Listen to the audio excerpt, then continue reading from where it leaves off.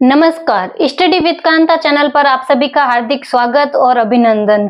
CET graduation level revision की series में कल अपन ने चर्चा की थी भारतीय इतिहास की महत्वपूर्ण घटनाओं में आंग्ल मैसूर युद्ध तक की अपन की चर्चा हो चुकी है। आगे 1793 के बारे में चर्चा करते हैं कि 1793 में कौन सी घटना घटी थी। स्थायी बंदोबस्त 1793 में स्थायी बंदोबस्त लागू हुआ था। स्थायी बंदोबस्त का जनक कॉर्नवालिस को कहा जाता है। लॉर्ड कॉर्नवालिस को स्थायी बंदोबस्त का जनक कहा जाता है। स्थायी बंदोबस्त के तहत जमींदारों को किसानों की जमीनों का मालिकाना हक जमींदारों को दिया गया और इसमें कर की दर 10% तय की गई थी कि 19% भूभाग पर लागू की गई थी। ध्यान रखिएगा, स्थायी बंदोबस्त 1793 लॉर्ड कॉर्नवालिस के समय 19% भूभाग पर और कर की दर निश्चित की गई थी 10%। और ये भारत के बंगाल, बिहार, उड़ीसा, उत्तरी असम, नॉर्थ कर्नाटक, वाराणसी और गाजीपुर में लागू की गई थी। ध्यान रखिएगा, 19% भूभाग पर बंगाल में, बिहार में, उड़ीसा में, उत्तरी असम में, कर्नाटक में, वाराणसी में और गाजीपुर में लागू की गई थी। ध्यान रखिएगा, ये मैप के थ्रू इधर समझाया गया है कि स्थायी बंदोबस्त का ये वाला है।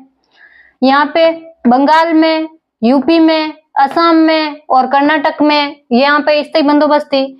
और स्थायी बंदोबस्त आ गया है तो साथ ही दो और भू राजस्व व्यवस्था के बारे में जान लेते हैं। भू राजस्व नीतियों में स्थायी बंदोबस्त के बारे में चर्चा की है। और इसके बाद में रैयतवाड़ी व्यवस्था सर्वप्रथम 1792 में 1792 में मद्रास के बारामेल जिले में सबसे पहले लगाई गई थी। ध्यान रखिएगा, 1792 मद्रास प्रेसिडेंसी के बारामेल जिले में सर्वप्रथम लागू की गई थी रैयतवाड़ी व्यवस्था। और रैयतवाड़ी व्यवस्था के जनक कैप्टन रीड और मुनरो को कहा जाता है। ध्यान रखिएगा, 1820 में इन्होंने लागू की थी। सबसे पहले पूछे कि रैयतवाड़ी व्यवस्था का सर्वप्रथम कहाँ पे लागू की गई थी, तो मद्रास प्रेसिडेंसी के बारामेल जिले में लागू की गई थी। वहीं 1820 में सर्वप्रथम कैप्टन रीड और थॉमस मुनरो के द्वारा इस व्यवस्था को लागू किया गया था। और इसमें कर की दर थी 33 से 50%, 33 से 50% निर्धारित की गई थी। और ये ब्रिटिश भारत के 51% भूभाग पर लागू की गई थी। ध्यान रखिएगा, और 51% भूभाग जिसमें बंबई, मद्रास, बंगाल, असम और पूर्व कर्नाटक में लागू की गई थी। ध्यान रखिएगा, रैयतवाड़ी व्यवस्था ये ग्रीन कलर में जो दर्शा रखा है मैप में, यहाँ पे बंबई, मद्रास, बंगाल, असम और पूर्व कर्नाटक में इस व्यवस्था को लागू किया गया था। ध्यान रखिएगा, यह है रैयतवाड़ी व्यवस्था। 51% भूभाग, कर की दर 33 से 50% और थॉमस मुनरो और कैप्टन रीड का नाम याद रखिएगा। और सर्वप्रथम लागू पूछे तो बारामेल जिले मद्रास प्रेसिडेंसी में। इसके आगे चलते हैं। रैयतवाड़ी व्यवस्था में रैयत शब्द है। रैयत शब्द का अर्थ ही किसान होता है। इसमें जमीन का मालिकाना हक किसानों को दे दिया गया था, जबकि स्थायी बंदोबस्त में मालिकाना हक किसके पास था, जमींदारों के पास। और जमींदारों के पास होने के कारण उन पर अत्यधिक शोषण हुआ था, आर्थिक शोषण हुआ था। और उनको दो मालिकों के अंडर में काम करना पड़ता था, एक तो कंपनी और एक जमींदार। तो खुद की जमीन पर ही वो खेतीहर मजदूर बन के रह गए थे। और वही रैयतवाड़ी व्यवस्था में रैयत मतलब किसान होता है। इसमें मालिकाना हक, किसानों को अपना मालिकाना हक दे दिया गया था, लेकिन इसमें भी कर की दर सर्वाधिक थी, 33 से 50% की थी। इसी कारण आगे चल के कहीं ना कहीं अप्रत्यक्ष रूप से ये 1857 की क्रांति के कारण भी बनेंगे। और आगे चलते हैं महलवाड़ी व्यवस्था। महलवाड़ी में महल शब्द का अर्थ होता है गांव। ये हॉल्ट मैकेंजी के द्वारा लाई गई थी। हॉल्ट मैकेंजी को महलवाड़ी व्यवस्था का जनक कहा जाता है। ये दक्षिण भारत में लागू की गई थी। ध्यान रखिएगा, महलवाड़ी व्यवस्था दक्षिण भारत और मध्य प्रांत में लागू की गई थी। और इसमें कर की दर 33 से 66%, 33 से 66% रखी गई थी। और ये ब्रिटिश भारत के 30% भूभाग पर लागू की गई थी, दक्षिण भारत के 30% भूभाग पर। ध्यान रखिएगा, महलवाड़ी व्यवस्था में महल का मतलब होता है गांव, जबकि इसमें मालिकाना हक तो किसानों के पास ही रखा गया, लेकिन इसमें कर वसूलने का कार्य ग्राम प्रधान, जो कि वर्तमान में सरपंच कार्य करता है, उसी तरह उस समय में ग्राम प्रधान हुआ करता था और ग्राम प्रधान को सौंपा गया था कर वसूलने का कार्य।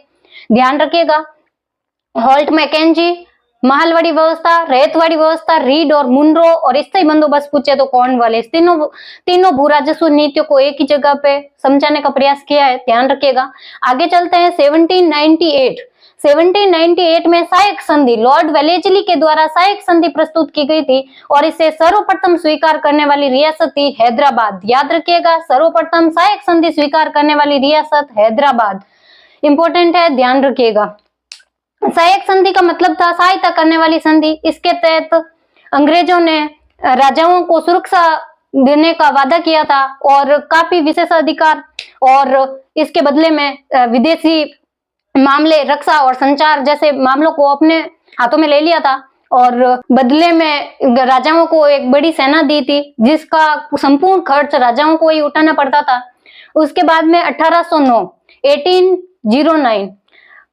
अमृतसर की संधि होती है। अमृतसर की संधि पंजाब के महाराजा रणजीत सिंह और चार्ल्स मेडकॉप के मध्य होती है। ध्यान रखिएगा, अमृतसर की संधि रणजीत सिंह और चार्ल्स मेडकॉप के मध्य होती है और इसी संधि के तहत सतलज नदी को पंजाब और अंग्रेजी राज्य के बीच सीमा विभाजक माना गया था। क्यों, कौन सी नदी? ध्यान रखिएगा, सतलज नदी को पंजाब व अंग्रेजी राज्य के बीच सीमा विभाजक माना गया, ध्यान रखिएगा।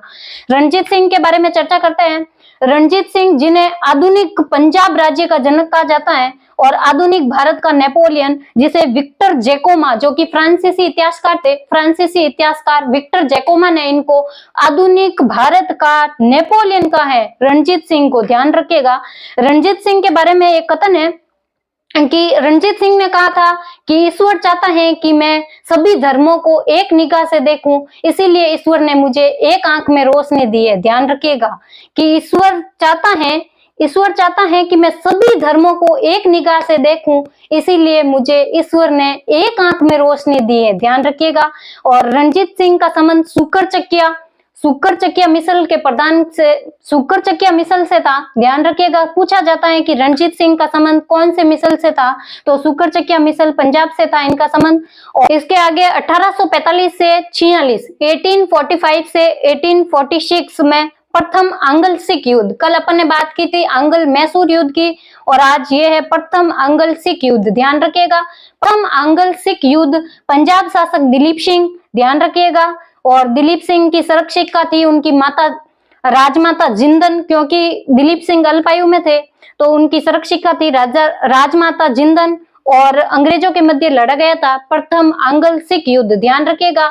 और प्रथम आंग्ल सिख युद्ध के बाद लाहौर की संधि होती है और लाहौर की संधि के तहत ही दिलीप सिंह को यानी राजमाता जिंदन को 1.5 करोड़ रुपए यानी कि 1.5 करोड़ रुपए युद्ध हर्जाना के रूप में देना पड़ता है और इनकी 50% सेना को कम कर दिया जाता है, ये भी ध्यान रखिएगा। और इस युद्ध में अंग्रेजों की विजय होती है। इसके बाद में 1848 से 1849, 1848 से 1849 के मध्य द्वितीय आंग्ल सिख युद्ध, ध्यान रखिएगा। द्वितीय आंग्ल सिख युद्ध 1848 से 1849 के मध्य होता है। ये क्यों हुआ था? तो राजमाता जिंदन की पेंशन को कम कर दिया जाता है। राजमाता जिंदन की पेंशन को कम करने के कारण द्वितीय आंग्ल सिख युद्ध होता है। राजमाता की पेंशन को कम कर देने के कारण द्वितीय आंग्ल सिख युद्ध होता है, ध्यान रखिएगा। और इसमें भी राजमाता जिंदन और ये दिलीप सिंह हार जाते हैं और इनकी हार के बाद पंजाब पर अंग्रेजों का कब्जा हो जाता है और दिलीप सिंह को लंदन भेज दिया जाता है शिक्षा प्राप्त करने हेतु। दिलीप सिंह को लंदन भेज दिया जाता है और उनकी देखभाल करने के लिए उनकी माता राजमाता जिंदन को भी साथ में भेज दिया जाता है। और इसी टाइम, याद रखिएगा, इसी टाइम पंजाब से अंग्रेजों ने कोहिनूर हीरे को दिलीप सिंह को देते हैं और ब्रिटेन की महारानी को गिफ्ट के रूप में, उपहार के रूप में भेजते हैं, ध्यान रखिएगा। यहीं से कि दिलीप सिंह जब शिक्षा प्राप्ति हेतु जा रहे थे लंदन, तो दिलीप सिंह और राजमाता जिंदन के साथ ही अंग्रेजों ने अपना कोहिनूर हीरा उपहार के रूप में ब्रिटेन की महारानी को भेजा था, ध्यान रखिएगा। इसके बाद में 1848 याद रखिएगा, इंपोर्टेंट है, व्यापगत या राज्य हड़प नीति। राज्य हड़प नीति जिसे व्यापगत सिद्धांत भी कहा जाता है। 1848 में राज्य हड़प नीति, जो कि डलहौजी की नीति थी, ध्यान रखिएगा, लॉर्ड डलहौजी की नीति, राज्य हड़प नीति। इस नीति के तहत राजा अपने गोद लिए पुत्र को उत्तराधिकारी नहीं बना सकता था, इसीलिए अगर कोई राजा की संतान नहीं होती थी तो वो राज्य ब्रिटिश साम्राज्य में मिला लिया जाता था, ध्यान रखिएगा। और इस नीति के तहत सर्वप्रथम हड़पा गया सतारा ध्यान रखिएगा, पूछा जाता है इनका क्रम की व्यापकगत या हड़प नीति के तहत सर्वप्रथम किस राज्य को हड़पा गया था। तो ध्यान रखिएगा सबसे पहले सतारा, सतारा के बाद जैतपुरा, फिर संभल, फिर बगाट, फिर उदयपुर, फिर झांसी और फिर करौली। ध्यान रखिएगा सतारा, जैतपुरा, संभल, बगाट, उदयपुर, झांसी और करौली, इनको राज्य हड़प नीति के तहत ब्रिटिश साम्राज्य में मिला लिया गया। ध्यान रखिएगा, इंपॉर्टेंट है। इसके बाद 29 मार्च 1857, याद रखिएगा 29 मार्च 1857, 37वीं रेजिमेंट बैरकपुर छावनी, याद रखिएगा 37वीं रेजिमेंट बैरकपुर छावनी के मंगल पांडे ने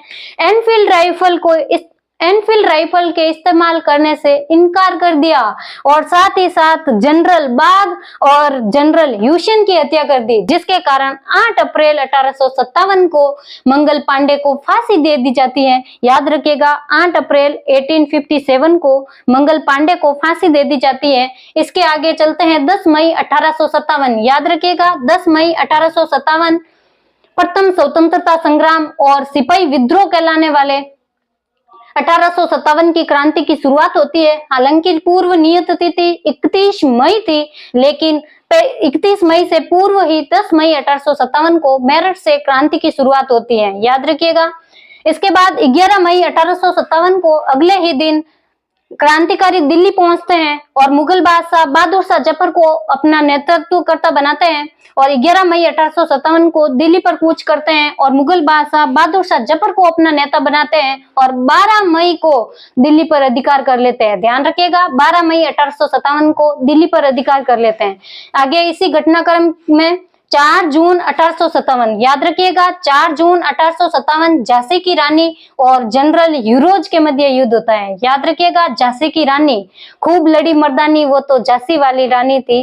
बूंदे ले हर बोलों के मुंह, हमने सुनी कहानी थी, खूब लड़ी मर्दानी, वो तो झांसी वाली रानी थी। याद रखिएगा 4 जून 1857 झांसी की रानी और जनरल ह्यूरोज के मध्य युद्ध होता है और जनरल ह्यूरोज इस समय कहता है 1857 की क्रांति में झांसी की रानी अकेली औरत मर्द थी। याद रखिएगा जनरल ह्यूरोज कहते हैं झांसी की रानी के बारे में। और 17 जून 1858 को वीरांगना झांसी की रानी की मृत्यु हो जाती है, याद रखिएगा। और इनकी समाधि है ग्वालियर में, याद रखिएगा ग्वालियर में झांसी की रानी की समाधि है, झांसी में नहीं है, याद रखिएगा। इसके अलावा एक राज की बात बताऊं आपको कि 1857 के विद्रोह का आंखों देखा वर्णन एकमात्र कौन से शायर ने किया है? मिर्जा गालिब, याद रखिएगा, पूछा जा सकता है। मिर्जा गालिब एकमात्र ऐसे शायर थे जिन्होंने 1857 की क्रांति का आंखों से देखा था, अपनी आंखों से देखा था, एकमात्र शायर मिर्जा गालिब, याद रखिएगा। आज के लिए इतना ही, अगले घटनाओं पर चर्चा कल निरंतर जारी रखेंगे। अभी के लिए नमस्कार। अगर आपको क्लास पसंद आई है तो लाइक करिएगा, कमेंट करिएगा और अपने दोस्तों के साथ शेयर करिएगा। मिलते हैं अगली क्लास में। धन्यवाद।